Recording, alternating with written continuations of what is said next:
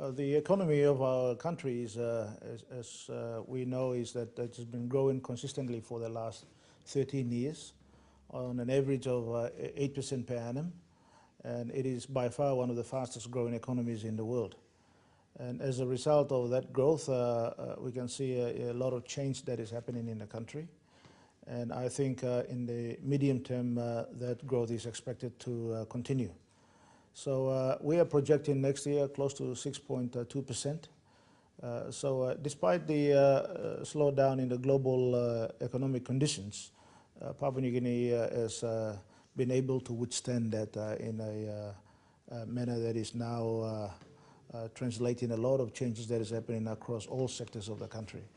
So our growth has been driven by many reasons, and some of them include our recent investment that we are making in the LNG sector. LNG gas is a relatively new resource development in our country.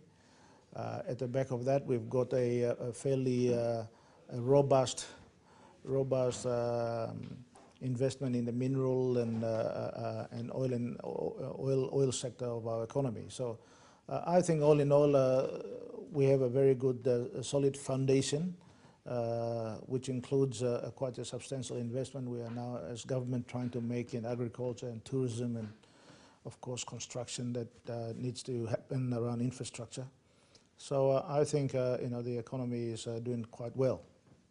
Well, our priorities are quite different from many other countries in the region, and because we've got a very fast-growing population, about 3% per annum for our country, we invest in very strongly in the social sector.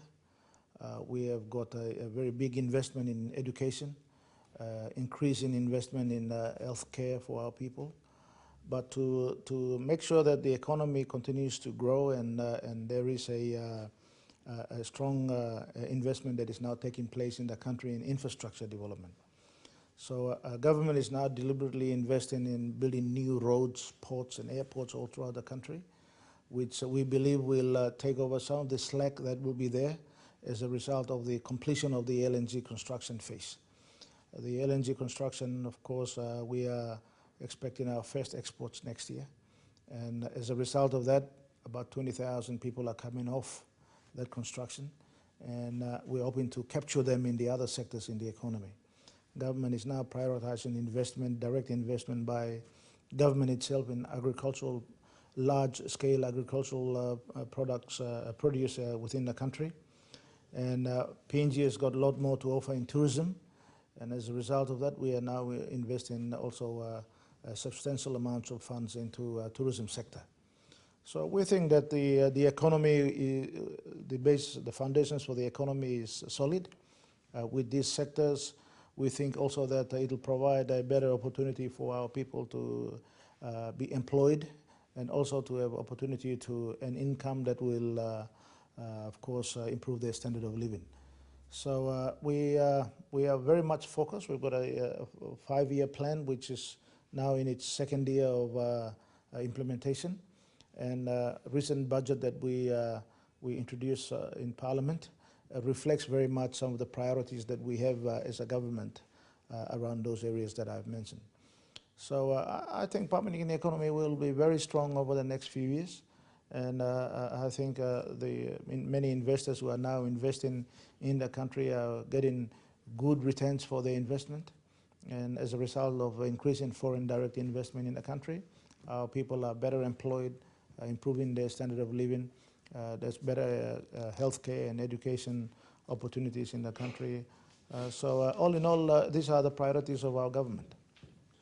All the economic indicators look very well, and they've been very stable for quite some time. Of course, interest rates have been very consistent at about 6–7%. Our inflation is at about 4 or 5% over in the past few years. Foreign reserves are at record levels. Our exchange rate is very stable. So all in all, our employment figures have been increasing every year. So as a result of that, of course, the per capita income for our people have also increased. So the Papua New Guinea economy is in a solid foundation. So it looks very good for the future. We have a very young population. Half the population is below 25 years of age. And we are trying to make sure that we secure that future for this population by making sure that we have the right skill sets been entrenched into their training programs that will enable them to have better opportunities in life. So apart from our free education policy, we're investing heavily into tertiary institutions throughout the country, expanding some of our technical colleges.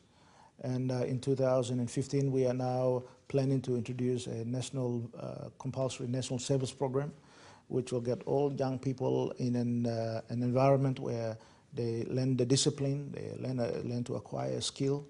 And I'm certain that that will enable them to get into a better employment opportunities, better ability to get into small to medium businesses that we are encouraging them to get into. So that is our focus of our government, making sure the future is good for these young men and women.